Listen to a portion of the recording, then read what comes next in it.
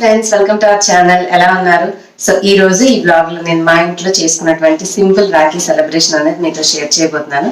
అలాగే రాఖీ పండుగ అంటేనే ఏదో ఒక స్వీట్ రెసిపీ చేసుకుంటాం కాబట్టి సో ఆ స్వీట్ రెసిపీ ఏంటనేది కూడా మీతో ఇవాళ షేర్ చేస్తాను. చూడండి, హోప్ మీ అందరికీ నచ్చుతుందని అనుకుంటున్నాను. సో ముందైతే బ్లాగ్ కంటిన్యూ చేద్దాం, పదండి. ఇవి ఇంట్లోనే నేను గోధుమ పిండితో చేసినటువంటి జామున్స్. మీరు అబ్జర్వ్ చేస్తే కొన్ని చక్కగా స్మూత్గా ఉన్నాయి, కొన్ని వచ్చేసి క్రాక్స్గా ఉన్నాయి.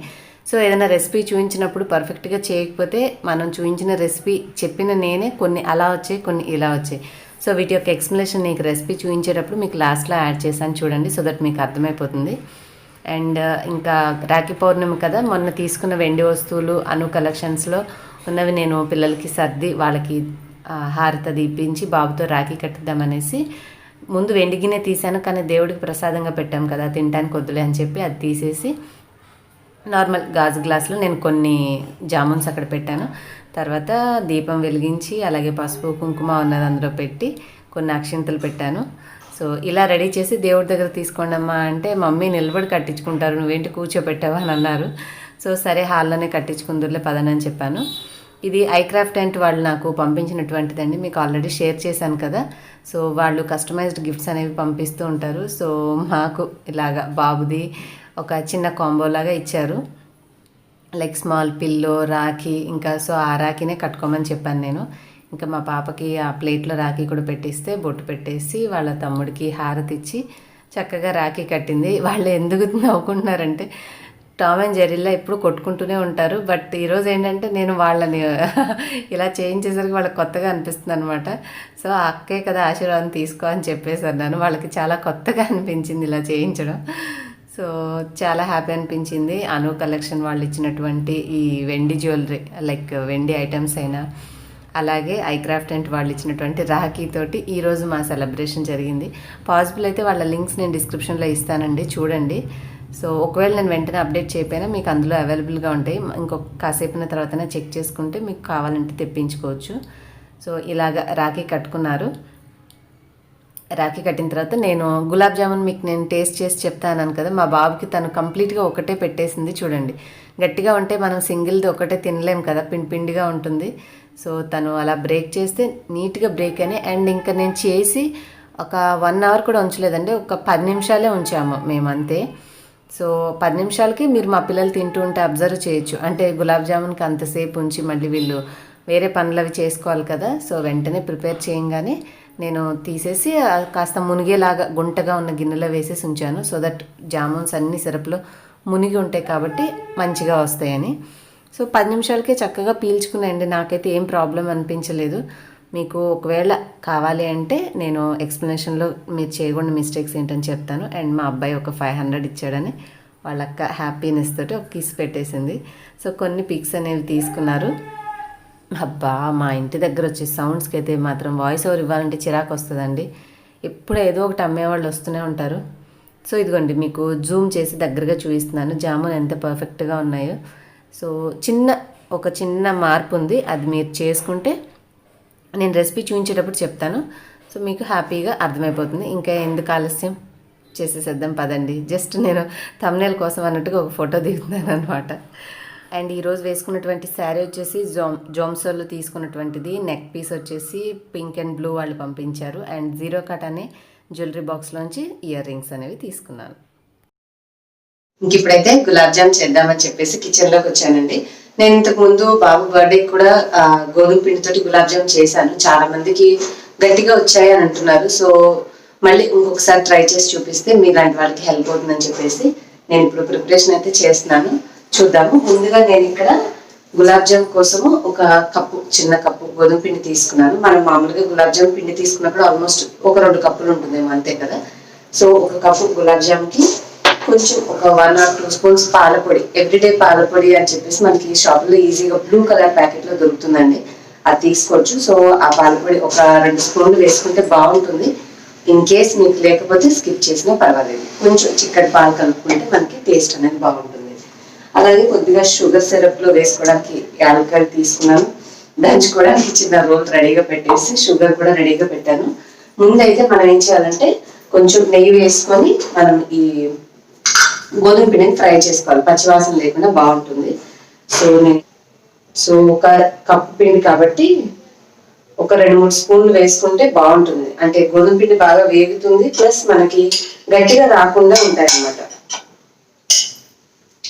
మీరు ఇప్పుడు కాకపోయినా ఒకవేళ పిండి కలుపుకునేటప్పుడైనా సరే కావాలంటే కొంచెం వేసుకోవచ్చు. ఏంటంటే మరి చపాతీ పిండిలో గట్టిగా కాకుండా సాఫ్ట్గా ఉండాలి, అది మెయిన్ ఇంపార్టెంట్. నెయ్యి ఆల్రెడీ కాగిపోయింది. ఇప్పుడు నేను ఒక కప్పు గోధుమ పిండి తీసుకున్నాను, వేస్తున్నాను.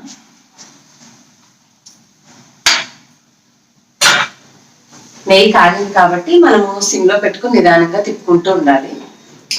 కొద్దిగా అలా ఒక 5-6 నిమిషాలు మనం ఫ్రై చేసుకుంటే ఏమవుతుందంటే పిండిలో పచ్చివాసన పోయి నేతిలో వేగడం వల్ల కమ్మటి వాసన అనేది వస్తుంది.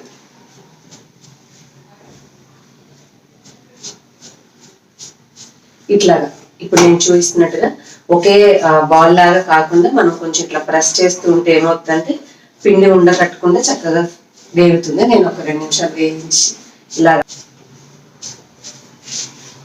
వంట ఎప్పుడైనా సరే ఫాస్ట్గా చేయాలి అంటే మనము చేయాలి ఆ వంటకు కావాల్సిన పనులకు సంబంధించిన సామాన్ అంతా దగ్గర ఉంచుకుంటే ఒక పని చేస్తూ మనం సైమల్టేనియస్గా ఇంకొక వర్క్ కూడా చేసుకుంటూ ఉంటే త్వరగా అయిపోతుంది.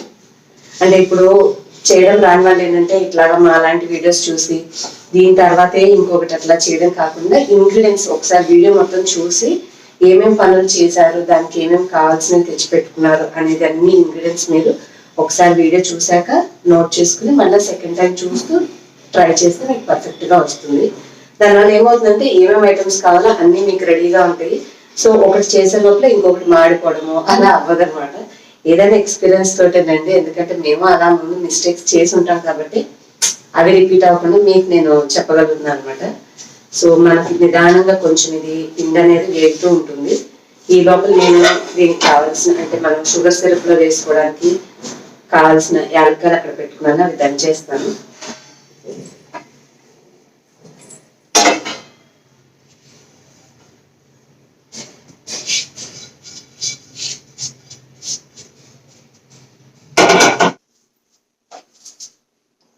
మనం ఇప్పుడు ఈ పిండి కలుపుకోవాలండి. సో ఈ పిండి కలుపుకునే లోపల మనం ఏంటంటే కొద్దిగా షుగర్ సిరప్ కూడా స్టవ్ మీద పెట్టేసుకుంటే పక్కన అవుతూ ఉంటుంది. నేను ఆల్రెడీ ఆయిల్ కూడా బాండీలో చిన్న బాండీలో పెట్టి పక్కన పెట్టేశాను.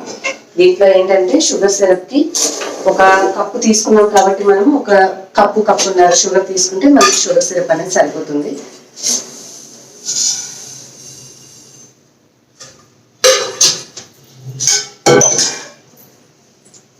సో దగ్గరగా ఒక కప్పు నిండుగా తీసుకున్నానండి, దానికి ఒక గ్లాసు. నిదానంగా మగ్గించుకుంటూ ఉండాలి. మనం పిండి కలుపుకొని అవన్నీ ఫ్రై చేసుకునే లోపల ఇది సిమ్లో పెట్టుకుంటే చిన్నగా మరుగుతూ సిరప్ అనేది రెడీ అయిపోయి పక్కన ఉంటుంది. ఆ తర్వాత మనం జామున్స్ అనేవి ఫ్రై చేసుకుని డైరెక్ట్గా అందులో వేసేసుకోవచ్చు. సో ఇప్పుడు మన పిండి ఇక్కడ రెడీగా ఉంది కదా, దీన్ని మిక్స్ చేసుకుందాం. దీంట్లో ఒక 2 యాలక్కాయలు కొద్దిగా పొడి తీసుకుని దంచేసి ఉంచితే సిరప్లో వేసేసుకుంటే అయిపోతుంది. మీరేం స్పెషల్స్ చేశారో కూడా నాకు కామెంట్స్ లో చెప్పండి. నేనేంటంటే యాలక్కాయ ఎప్పుడైనా సరే ఇలా వచ్చిన తర్వాత ఇది ఉంటుంది కదా, దాన్ని ఆ సిరప్ లో వేసేస్తాను. అలా చేయడం వల్ల ఏమవుతుందంటే మనకి ఆ తొక్క మీద ఉండే ఫ్లేవర్ అంతా కూడా సిరప్ లోకి వచ్చేస్తుంది. సో ఈ 2 తొక్కలు అందులో వేసేసి మనకి ఇవి వచ్చాయి కదా, వీటిని చిన్న గింజలు దంచుకోవాలి.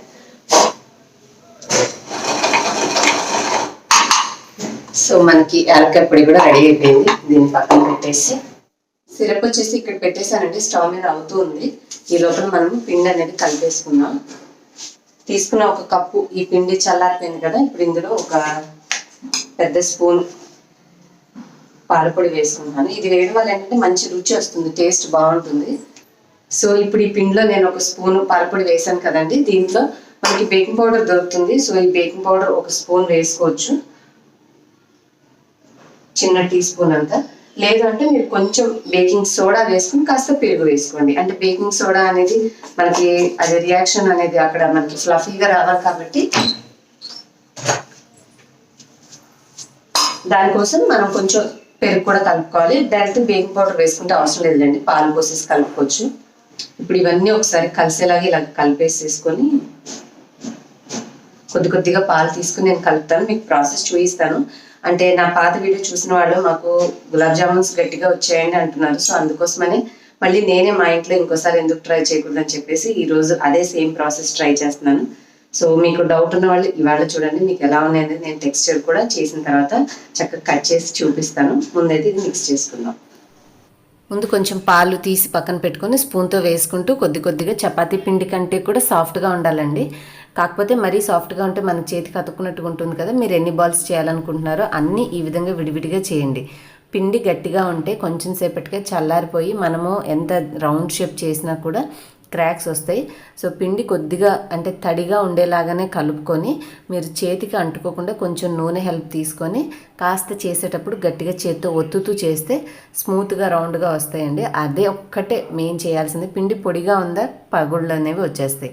సో నేను ముందు స్పీడ్గా చేసినవేమో అలాగే క్రాక్స్ వచ్చాయి. ఆ తర్వాత ఇంకొంచెం ఓపిక చేసుకొని ఇంకాస్త చేతికి కొద్దిగా ఒక చుక్క పాలు తడి చేసుకొని రౌండ్గా చేసి కొద్దిగా నూనెతో రౌండ్గా చేస్తే ఈ విధంగా పగలకుండా పర్ఫెక్ట్గా వచ్చాయి.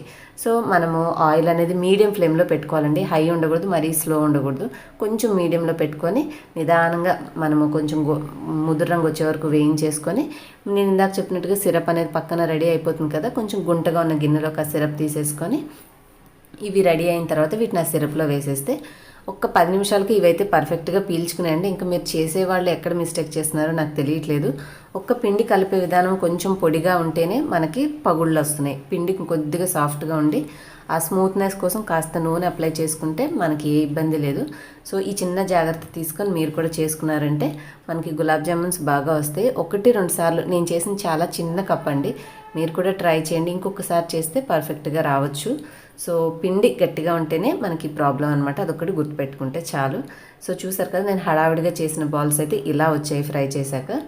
ఆ తర్వాత ఏం చేశానంటే ఇట్లా పగులుతున్నాయి అంటే ఇంకా నేను మిగిలిన బాల్స్కి ఏం చేశానంటే అక్కడక్కడ క్రాక్గా ఉంది కదా, ఒక చుక్క పాలు అలాగా ఆ బాల్ మీద వేసుకొని కొద్దిగా చేత్తో మళ్ళీ ఇలాగ ఒత్తేసేసి కొద్దిగా నూనె రాసుకొని స్మూత్గా చేశాను. అలా చేశాక వచ్చిన నెక్స్ట్ బ్యాచ్ బాగా వచ్చాయి. హడావుడిగా పిండి తీసుకొని ఏదో చేత్తో ఒత్తేసినట్టుగా చేసినవి అయితే ఇలా వచ్చాయి. సో అప్పుడు అర్థమైంది ఏంటంటే పిండిలో మనకి మాయిశ్చర్ అనేది ఉండాలి. పొడిలాడుతున్నట్టుగా కలిపేసామంటే పర్ఫెక్ట్గా రాదండి. నేను మీకు ఇక్కడ చూపిస్తున్నాను అనమాట. ఇట్లా పాలు తీసుకొని కొంచెం వేసి నేను మళ్ళీ సాఫ్ట్ చేసుకున్నాను అని చెప్తున్నాను. సో ఆ చిన్న కేర్ తీసుకుంటే మనం ఎంత కొద్దిగా ఎఫర్ట్ పెడితే అలా స్మూత్గా వస్తాయి, లేదంటే కొద్దిగా పక్కన ఉన్న వాటిలో వస్తాయి. అంతేనండి. ఇవి అయిపోయిన తర్వాత సిరప్ కూడా స్టవ్ మీద రెడీగా ఉంది కదా, ఒక 10-12 నిమిషాలు సిమ్లో మరిగించుకొని మీరు ఆఫ్ చేసేస్తే సిరప్ రెడీ అయిపోతుంది. సో ఒక పెద్ద 2 కప్పులు చిన్న 2 కప్పుల షుగర్కి 1 గ్లాసు నీళ్ళు అయితే పర్ఫెక్ట్గా మీరు ఒక 10 నిమిషాలు మరిగించుకున్న తర్వాత రెడీ అయిపోతుంది. ఆ సిరప్ మీరు కొంచెం గుంట గిన్నెలో తీసుకొని ఇవి అందులో వేశారంటే కొంచెం మునిగితే తొందరగా పర్ఫెక్ట్గా రెడీ అయిపోతాయి. అంతేనండి. పెద్ద గ్రీక్ అండ్ లాటిన్ ఏం లేదు, అలాగే మిరాకిల్ సైన్స్ ఏం లేదు. మనం చేసే పద్ధతిని బట్టే మనకి వస్తువు అనేది తయారవడం ఆధారపడి ఉంటుంది.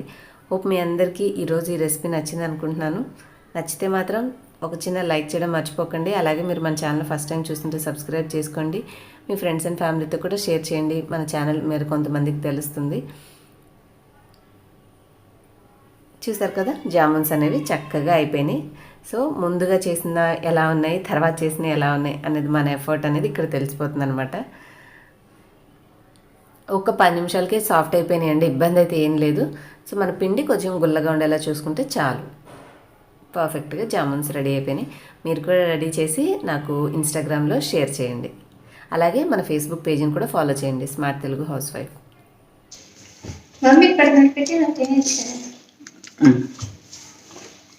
బాగుంది కదా సాఫ్ట్గా. చూడండి ఎంత సాఫ్ట్గా ఉందో. నువ్వు తిను. ఎలా ఉన్నాయి జామున్స్? సూపర్గా ఉన్నాయా? సూపర్. సో ఇది ఫ్రెండ్స్ ఇవాళ సింపుల్ వ్లాగ్. నచ్చితే లైక్ చేయండి, షేర్ చేయండి. నెక్స్ట్ వీడియోలో మళ్ళీ కలుద్దాం. Thanks for watching. బాయ్.